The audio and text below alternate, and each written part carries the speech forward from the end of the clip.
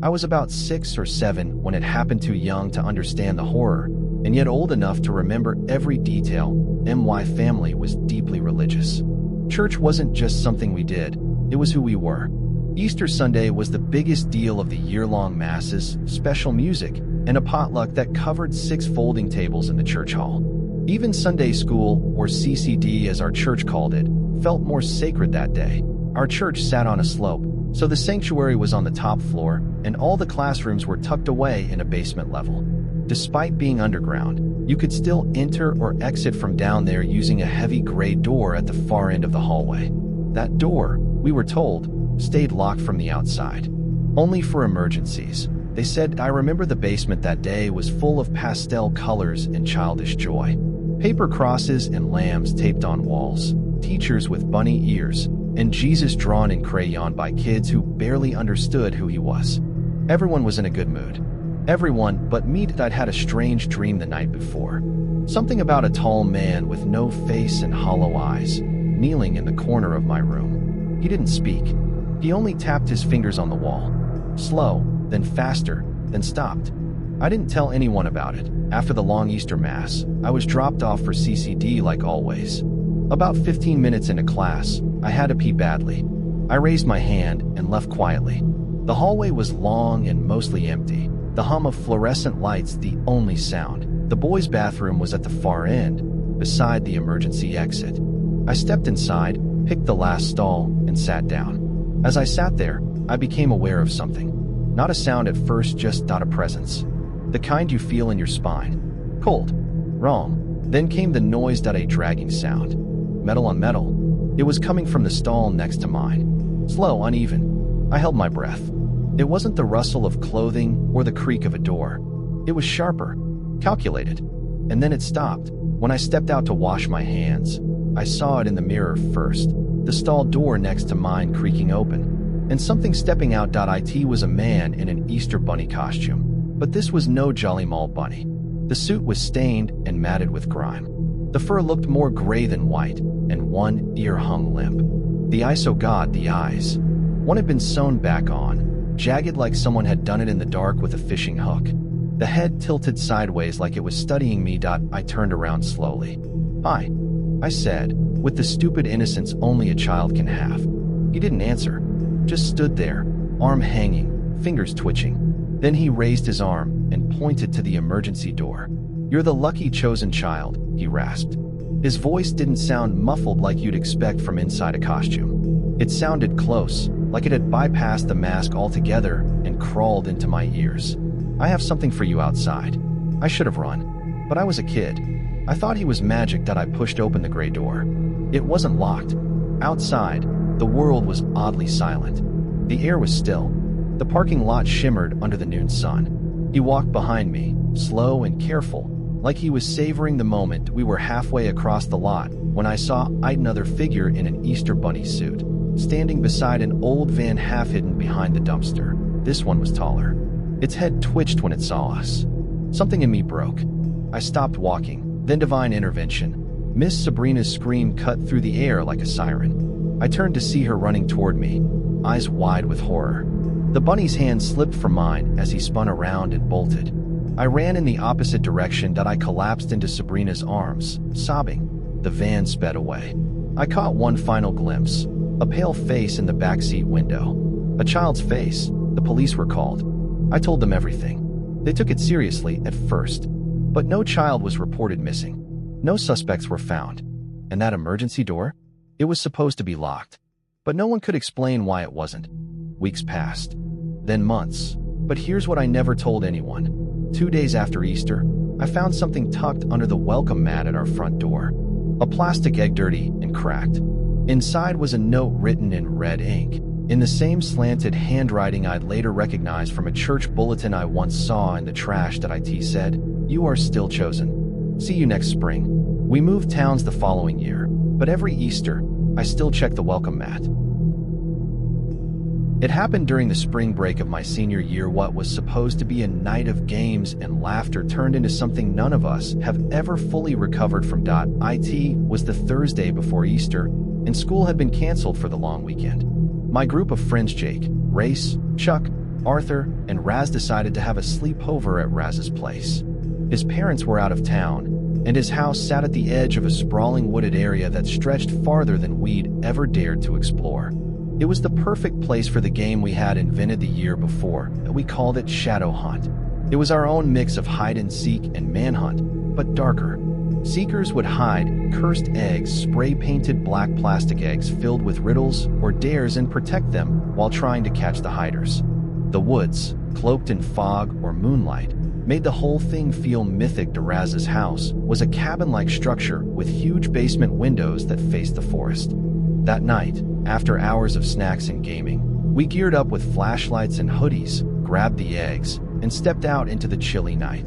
The rules were simple. 2 teams. Hiders must collect all 3 eggs without getting caught. If you got tagged, you were banished and had to sit out until the game ended. Seekers weren't allowed to camp the eggs, but no one followed that rule strictly. The teams were drawn randomly. I ended up with Chuck and Raz as seekers. Jake and Arthur would hide that we gave them 10 minutes.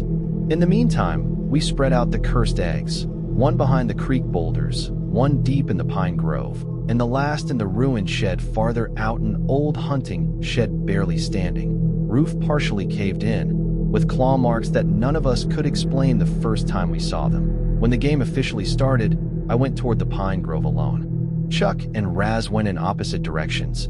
As planned, it wasn't fully dark yet, but the canopy of trees made it feel like midnight. I turned off my flashlight to avoid giving myself away and moved quietly, heart thumping with excitement. But the thrill died quickly. About 15 minutes in, I heard twigs snapping. I froze, crouching behind a log, thinking it might be Arthur or Jake. I peered over and saw someone. Except it wasn't one of them. The figure was crouched too low, too still. Their clothes looked torn, like they'd been dragged through branches. And their arms were too long. That's what I remember most, that I thought maybe someone had joined the game without telling us. Maybe a neighbor messing around. I circled around slowly, planning to tag them. I crept up, stepped into the open, and whispered, "Gotcha." They didn't move. I reached out and tapped their shoulder. The second they turned, I stumbled back. The man's eyes were bloodshot and unblinking. His jaw hung slack. A stripe of dried blood ran from his temple to his collar. He didn't say a word, just lunged. I hit the ground hard, his weight crushing my ribs. His fingers wrapped around my throat. I couldn't scream, couldn't breathe. The flashlight slipped from my hand, rolling a few feet away, flickering uselessly. I thought I was going to die. But suddenly he stopped, his head twitching towards something behind me. Then he got up and bolted, disappearing into the trees without a sound. Moments later, Chuck came running, flashlight bouncing wildly. He dropped next to me, panting, and helped me up. He said he'd seen something weird movement not far off the path and came to investigate. We ran back to the house immediately, calling the others. When we regrouped, I explained what happened. But then Arthur said something that made my blood run cold. Before the game started, he said, "I saw 2 people already out in the woods. Walking slow, not sneaking, just watching." We hadn't even hidden the eggs yet. The timeline didn't make sense. None of us had been out there. So who the hell had he seen? That meant there were at least 3 strangers in the woods. The one who attacked me, and the 2 Arthur saw. Or more. Raz was pale. He begged us not to call the cops, said he'd get grounded, said it would ruin everything. None of us wanted to screw him over, but I was furious. Still, I agreed to let it go. That was a mistake. Later that night, while the others tried to lighten the mood, I stayed quiet, shaking. I couldn't stop thinking about the man's eyes, how calm he looked as he choked me. Around 2 a.m., Chuck went to grab something from outside. He came back pale as a ghost. "Guys," he whispered, "there are people standing at the edge of the woods. Just standing there, watching the house." We ran to the back window, and he was right. 3 silhouettes. Perfectly still, unmoving, lit only by the moonlight. Then, just like that, they turned and vanished into the trees. Raz locked every door. We stayed up the rest of the night, too terrified to sleep. The next morning, I left before sunrise. A week later, Raz texted the group chat. Went back out to collect the eggs. There were 6 now, not 3, and none of them were ours. I never replied. I've since moved away for college. But sometimes, just before I fall asleep, I swear I hear something tapping on my window. 3 taps. then silence. I check every time. There's never anything there, except once, just once. There was a black plastic egg on the windowsill, and inside, a note that read, "You were never banished." Easter has never felt the same after what happened last year. My entire extended family always gathers at my Uncle John's countryside house every Easter weekend. He owns a large, isolated home surrounded by forest on all sides. To most people, it's the perfect escape from city noise, but I've always found it unsettling. Something about those endless trees pressing in from every direction makes me feel watched. This year, like always, my parents and I arrived late Friday night. I was tired and went straight to bed in the basement guest room. I don't know why, but I didn't sleep well. I kept hearing a rhythmic thumping noise above me, like something knocking, evenly spaced, just below the floorboards. The next morning, my cousin Kevin and I passed the time playing pool in the basement.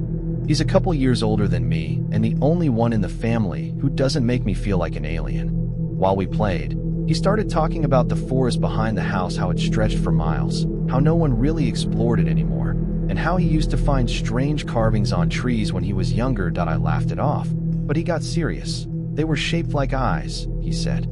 Always in sets of 3. Always watching. I assumed he was trying to spook me. But later that afternoon, he convinced me to join him on a nature walk into the woods.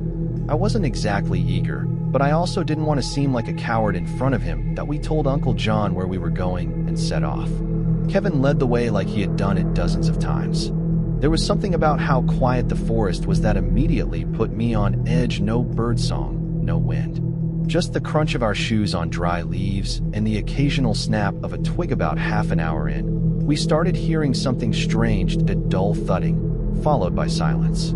Then again, like someone pounding wood into the ground. It wasn't constant, more like a deliberate rhythm. Kevin paused, his face tightening. "I've heard this before," he said quietly. He led us in the direction of the sound, our pace slower now.